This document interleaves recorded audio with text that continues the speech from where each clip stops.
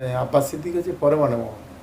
তা আমি বলছি যে যদি বুকের পাটা থাকে পরমাণু বোমাটা ক্যানিং পূর্বে ফেলে দাও এখানে দেখি, বা ভাঙড়েই ফেলে দাও দেখি কত বুকের পাটা আছে, কত পরমাণু বোমা আছে। কারণ আজকে এই আব্বাস আর নওশাদ বাংলার সংখ্যালঘু মানুষকে বিপদে পরিচালিত করছে। আমরা কখনো শুনিনি কোনো মৌলভী সাহেব, কোনো পীর সাহেবের মুখে বা কোনো মানব সাহেবের মুখে যে আমার নামে দরুদ পড়ো। এটা আমাদের মুসলিম শরিয়াতের, মুসলিম সমাজের পরিপন্থী। কখনো শুনিনি যে আমার মুখের দিকে তাকাও, ছোটোখাটো গুনাহ মাফ হয়ে যাবে। আমরা কখনো শুনিনি কোনো পীর সাহেব, কোনো মাওলানা সাহেব বলেছে যে আমি নূরের তৈরি। যেটা আজকে নওশাদ বলছে, যেটা আব্বাস বলছে, এটা অত্যন্ত নিন্দনীয়। আজ সমাজটাকে ধ্বংসের পথে ঠেলে দিচ্ছে। আমি আপনাদের মাধ্যমে গোটা বাংলার যারা সংখ্যালঘু পরিবারের সদস্য, যারা মুসলিম পরিবারের সদস্য, আমি তাদেরকে বলবো এই বিষয়ে প্রতিবাদ করতে হবে। বিশেষ করে শিক্ষিত ছেলেমেয়েরা যারা আছে, যারা সমাজ সম্পর্কে, রাজনীতি সম্পর্কে, দেশ সম্পর্কে, পৃথিবী সম্পর্কে, ধর্ম সম্পর্কে যারা বোঝে, আমি তাদেরকে বলবো এই বিষয়ে তাদেরকে এগিয়ে আসার জন্য। না তো এই যে ধর্মান্ধ নেতা যারা আছে দু একজন, আমাদের সমাজ, আমাদের সোসাইটিটাকে অনেকটা ধ্বংসের মুখে ঠেলে দেবে। এর বিরুদ্ধে জোরালো প্রতিবাদ হওয়া উচিত বলে আমি অন্তত 1 মিনিট 43 সেকেন্ডের একটা শুভেন্দু অধিকারীর ভিডিও ভাইরাল হয়েছিল, যেখানে দেখা গেছে একজন বাঙালি তৃণমূল নেতাই জয় বাংলা স্লোগান দেওয়ায় গাড়ি থেকে নেমে তিনি বলছেন আমি হিন্দুর বাচ্চা, জয় বাংলা নয় জয় শ্রীরাম বলুন। পাল্টা জয় বাংলা বলেই চিৎকার করেছে, কি বলবেন? শুধু তাই নয়, এই জয় বাংলা বলার অপরাধে তার সিকিউরিটিকে দিয়ে যেভাবে মইদুল বলে লোকটার নাম, তাকে মারধর করা হয়েছে। আমার তো মনে হয় শুভেন্দুকে জুতো পেটা করা উচিত এবং ওর বিরুদ্ধে আইনত প্রশাসনগতভাবে ব্যবস্থা নেওয়া উচিত।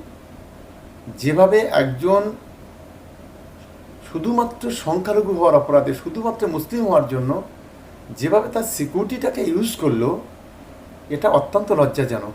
আমাদেরও সিকিউরিটি আছে, আমরা এই ধরনের গাধার মতো ব্যবহার করি না। যেভাবে তাকে মারধর করা হয়েছে ফেলে, এটা অত্যন্ত নিন্দনীয়, এটা অত্যন্ত লজ্জাজনক। আসলে সেই গ্রামের একটা কথা আছে না, গরিব লোকের মেয়ে যদি বড় লোকের বাড়িতে বিয়ে দেওয়া যায়, তাহলে সে 15 দিনের মধ্যে বলে বেগুনটা, বলে ফেগুনটা। আসলে জীবনে কোনো দিন এত সিকিউরিটি দেখেনি। এর যিনি দাদা আছেন ওই দিল্লিতে, এই জেড প্লাস সিকিউরিটিটা দেওয়ার ফলে এ দিনকে রাত মনে করছে, বেগুনটা ফেগুনটা মনে করছে। আসলে এরা হচ্ছে ছোট লোক। এই ছোট লোকের কাজ কারবার এটা হয় না। হলে এইভাবে একটা সাধারণ ছেলে, তাকে সিকিউরিটি দিয়ে এইভাবে অত্যাচার করা, এটা অত্যন্ত নিন্দনীয় অপরাধ বলে আমি অন্তত মনে করি।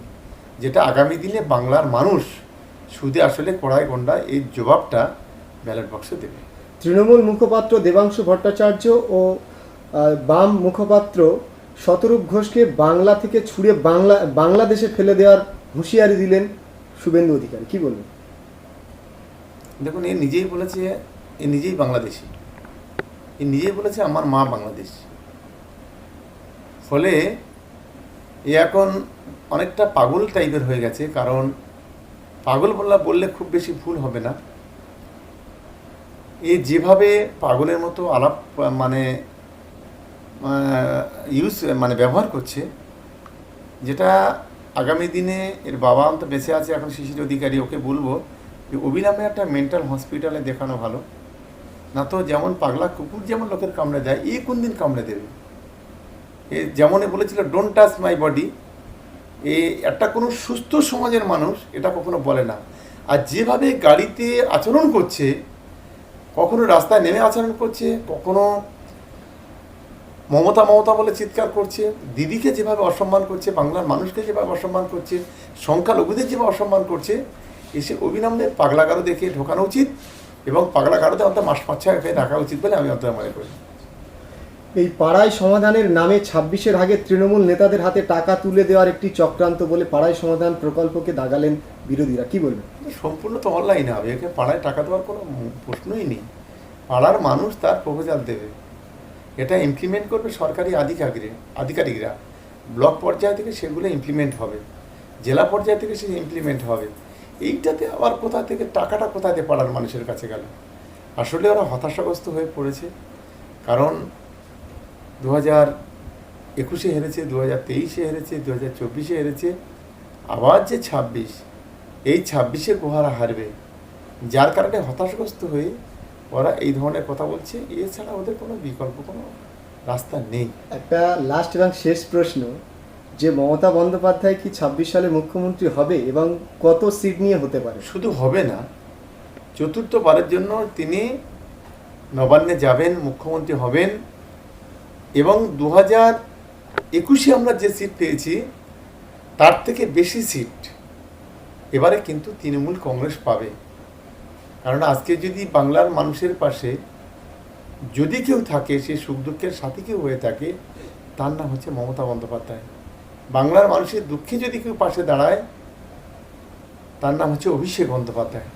স্বাভাবিক কারণে বাংলার মানুষ মমতা বন্দ্যোপাধ্যায়কে চেনেন এবং মমতা বন্দ্যোপাধ্যায়ের মুখের দিকে তাকিয়ে আবার চতুর্থবার্ষের জন্য তাকে সম্মানের সহিত নবান্নে পাঠাবেন আর গত 21-এর চাইতে বেশি সিট উপহার দেবেন। যদি মনে হয় তো একটা সংখ্যা যদি বলতেন কত সিট পেতে পারে? দেখুন, ইতিমধ্যে আমাদের সর্বভারতীয় তৃণমূল কংগ্রেসের সাধারণ সম্পাদক অভিষেক বন্দ্যোপাধ্যায় তিনি ঘোষণাই করেছেন যে বিজেপি 50-এর নিচে থাকবে। এবার 50-এর নিচে থাকলে তাহলে কত সিটে যেতে পারেন এটা নিশ্চিতভাবে 294টা সিটের মধ্যে এটা নিশ্চিতভাবে বুঝতে পারছেন। আমি তো একেবারে গণজ্ঞান নয় যে এত সিট পাবে, তবে এইটুকু বলতে পারি যে 2021-এ যে সিট আমরা পেয়েছিলাম তার চাইতে বেশি সিট আমরা পাবো।